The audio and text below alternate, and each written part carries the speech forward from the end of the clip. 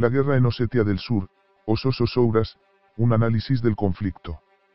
A nadie se le escapa que en el actual conflicto desatado entre Rusia y Georgia por la influencia e independencia de Osetia del Sur, los que aparecen a todas luces retratados como los malos de la película, son los rusos. Poco o nada nos han contado los medios de comunicación de un conflicto que viene de muchos años atrás y lo poco que nos han contado, por medio de insinuaciones, queda en la memoria emocional cuando vemos a pobres ciudadanos georgianos, muchos de origen étnico ruso, levantar pancartas y protestas frente a las sedes de las embajadas en distintas partes del mundo o vemos a ciudadanos heridos o llorando asistiendo a sus familiares.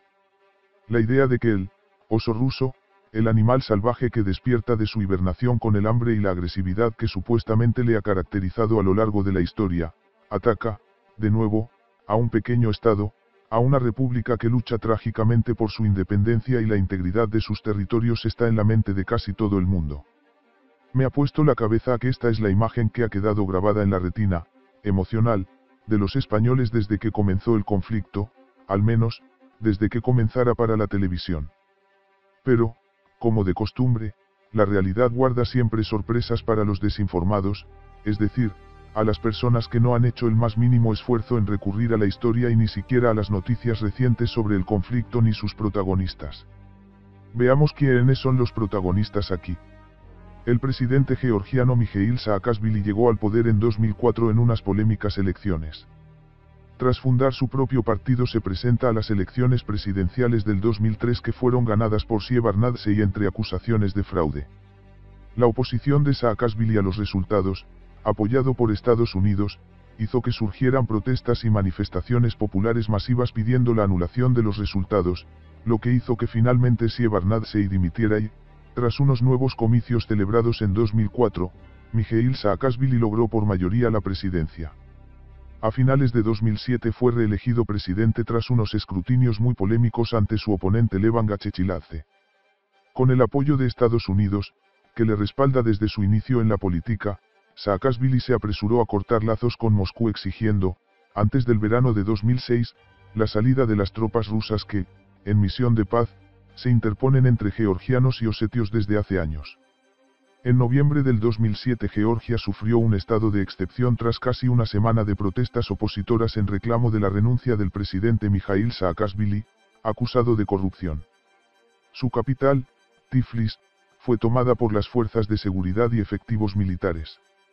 Durante 6 largos días la capital georgiana fue escenario de enfrentamientos entre miles de manifestantes y efectivos de la policía. Saakashvili decretó el estado de excepción primero en la capital y luego lo extendió por 15 días al resto del país para frenar lo que denominó como intento de golpe de Estado, del que acusaba a los servicios secretos rusos. El presidente de Georgia por supuesto no dimitió. Osetia del Sur mantiene aspiraciones a su independencia de Georgia desde comienzos de los 90. El enfrentamiento militar entre Osetia del Sur y el gobierno georgiano se produjo tras el colapso de la URSS y la propia Rusia cuenta con un territorio denominado Osetia del Norte. Osetia del Sur declaró su independencia de Georgia a comienzos de 1990 y existe como estado independiente gracias al apoyo de Rusia. La mayor parte de los residentes en el sur de Osetia tienen pasaporte ruso. Si miramos un poco más allá encontramos fácilmente las claves del conflicto y el interés de Estados Unidos en la zona. En este documento podemos repasar, además de todos los procesos de paz que se vienen produciendo en el mundo desde hace 25 años, el proceso de paz de Georgia, sus protagonistas y sus intermediarios y vemos claramente quién es quién. PAC 150. Es un documento muy útil si uno quiere comprender algunos conflictos de rabiosa actualidad de los que no acaba de enterarse por mucho que encienda la televisión y donde aparecen retratados, inevitablemente, todos los protagonistas, incluso los que no querrían aparecer en la foto. Es fácil constatar que Mikhail Saakashvili es un peón de Estados Unidos, país que pretende tener un lugar destacado en todas las repúblicas periféricas de la antigua URSS, y quiere actuar como mediador en los conflictos donde coloca sus peones políticos. Washington quiere hacerlo por varias razones, para consolidar la división definitiva del territorio soviético, para ampliar su propia influencia estratégica, para controlar los flujos energéticos, y para crear un espacio político aliado suyo entre la Unión Europea y la Rusia actual, que le permita presionar a ambos, sentar su presencia militar y política en Asia Central. En Asia Central Estados Unidos ya tiene, desde la desintegración de la Unión Soviética, una influencia más que considerable en repúblicas tales como Kazajstán, Kirguistán, Turkmenistán, Tayikistán y Uzbekistán. Un ejemplo de esta influencia en Georgia es por ejemplo que en este país miembros del ejército estadounidense entrenan a las tropas locales para combatir a la guerrilla que actúa en la frontera chechena y ha recibido desde el 2004 mucho apoyo occidental, supuestamente para controlar el terrorismo, el tráfico de armas y de estupefacientes en la región. Esto sin duda es un ejemplo. Un país en la bancarrota como Georgia no podría de otro modo aumentar su gasto militar en $200 millones como si tal cosa. En la región hay muchos recursos energéticos en juego, pues estamos hablando del acceso a las fuentes de energía del Mar Caspio, del Cáucaso y de Asia Central. De ahí la gravedad de los enfrentamientos entre Rusia y Estados Unidos. Georgia es pues una república clave para los intercambios de gas y petróleo en el mundo. La política americana pro-georgiana se explica en estos términos. Georgia tiene acceso directo a la riqueza petrolífera del Mar Caspio y los Estados Unidos han respaldado el oleoducto de BP British Petroleum que atraviesa Georgia desde el Mar Caspio, atraviesa el Mar Negro hasta Turquía y entrega petróleo a Europa y los Estados Unidos. El oleoducto atraviesa la capital de Osetia del Sur, Tskhinval, y a lo largo de 60 millas fue puesto en marcha hace 2 años por petroleras occidentales, entre las que destacan British Petroleum, británica, Siebra y ConocoPhillips, estadounidenses. La empresa británica BP es, con diferencia, la más activa en la región con 3 megaproyectos, ver página 11, activos en Georgia, el GUREP, oleoducto, el oleoducto BTC y el gaseoducto SCP que corre en paralelo al BTC. Recordemos un poco la historia de British Petroleum. La historia de BP está estrechamente ligada a los intereses del Imperio Británico. Anteriormente llamada Anglo-Persian, en aras de procurar control sobre la región y sobre la empresa, el gobierno británico a comienzos del S.X. acordó invertir 2 millones de libras esterlinas en Anglo-Persian, salvándola de la bancarrota a cambio de la mayoría de las acciones y poder para nombrar a 2 miembros en la junta directiva. También se firmó un acuerdo entre Anglo-Persian y la Armada para suministrar 40 millones de barriles durante un lapso de 20 años. La Primera Guerra Mundial cimentó esta relación entre la empresa y las necesidades del Imperio Británico. Luego, la compañía Anglo-Persian se expandió por la región en un intento de diversificar sus fuentes y operaciones hacia países como Irak, Bahrein, Kuwait etc., pero los pozos de Irán siguieron siendo los más importantes. Irán. ¿A qué me suena esto? Philip Beresford, autor del The Book of the British Rich, el libro de los británicos ricos, escribió que la reina de Inglaterra invertía solo en empresas blue chip, que incluían Rio Tinto Zinc, General Electric, Imperial Chemical Industries, Royal Dutch Shell, y British Petroleum BP. Ha invertido también por medio de empresas como Barings, SG, Rowe y Pitman, y Cazenove. Muy interesante es leer la acusación contra la British Petroleum del Observatorio Social de Empresas Transnacionales, Megaproyectos y Derechos Humanos de Colombia. La historia de BP y los casos presentados en la acusación están extraordinariamente bien documentados. Pero, como ya sabemos, los conflictos armados nunca se desatan por razones históricas y habitualmente hay algún interesado conocido detrás de la cámara que no quiere salir retratado.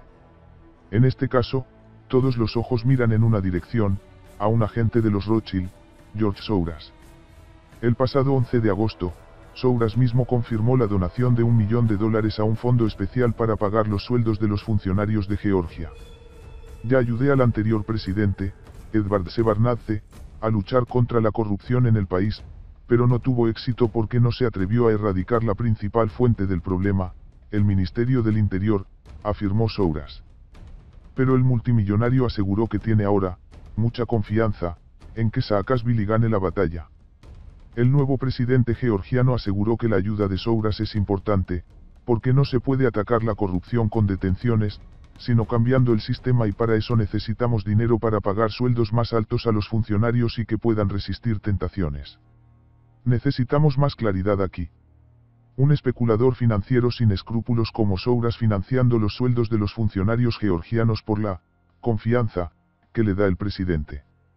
Como dice el propio artículo señalado, Bill Clinton pidió a los asistentes al foro de Davos hacer algo más que dar una palmada de ánimo en la espalda a Mijail. Tras haber situado como presidente de Georgia al títere Mikhail Saakashvili, el régimen de Bush trató de introducir Georgia en la OTAN, pero los miembros europeos de la OTAN se negaron a admitir a Georgia, ya que lo consideraban un elemento provocador para Rusia de la que depende Europa Occidental para su suministro de petróleo y gas actualmente. El propósito del ataque georgiano contra la población rusa de Osetia del Sur tiene doble filo.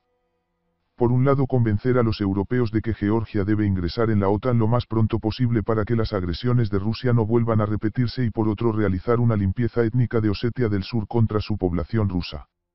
Recordemos que, étnica, significa, política, ya que la etnia, en la región de la que estamos hablando, marca profundamente las preferencias políticas y nacionalistas de los ciudadanos en cuestión. Lo cierto es que las tropas rusas llegaron a Osetia del Sur después que miles de osetios, con pasaporte ruso, fueran abatidos o bombardeados por el ataque del bando georgiano y que desencadenó la huida de miles de osetios a Rusia. Este bando está formado por fuerzas de Estados Unidos y de Israel, según han reportado fuentes rusas. Como podemos ver en este vídeo, esta es la versión que las entrevistadas trataban de ofrecer, antes de que la cadena de televisión Fox cortara su intervención bruscamente. Lo cierto, y no hay que olvidarlo, es que las autoridades de Osetia del Sur pidieron a Rusia que defendiera a sus ciudadanos en un comunicado del Comité de Información de Prensa del gobierno de Osetia del Sur. El pueblo de Osetia del Sur pide ayuda al presidente y al gobierno de Rusia y que adopten medidas urgentes para defender a los ciudadanos que son ciudadanos de la Federación Rusa. Este vídeo muestra claramente y es la prueba gráfica de que los georgianos comenzaron las agresiones, las hostilidades y los asesinatos de civiles osetios antes de que los rusos entraran en Osetia. Aquí, la BBC reporta sobre la intervención de Georgia en Osetia del Sur 2 días antes de que Rusia interviniera en el conflicto. Claramente Georgia es el agresor aquí, pero en el mundo al revés de todos los medios de comunicación de masas, y desinformación, justo nos muestran lo contrario. Intentan desesperadamente hacer pasar a Rusia como el agresor. Ese es el poder de quienes manejan los hilos detrás de esos medios. Lo cierto, y no hay que olvidarlo, es que las autoridades de Osetia del Sur pidieron a Rusia que defendiera a sus ciudadanos en un comunicado del Comité de Información de Prensa del gobierno de Osetia del Sur. El pueblo de Osetia del Sur pide ayuda al presidente y al gobierno de Rusia y que adopten medidas urgentes para defender a los ciudadanos que son ciudadanos de la Federación Rusa. Este vídeo muestra claramente y es la prueba gráfica de que los georgianos comenzaron las agresiones, las hostilidades y los asesinatos de civiles osetios antes de que los rusos entraran en Osetia. Aquí, la BBC reporta sobre la intervención de Georgia en Osetia del Sur 2 días antes de que Rusia interviniera en el conflicto.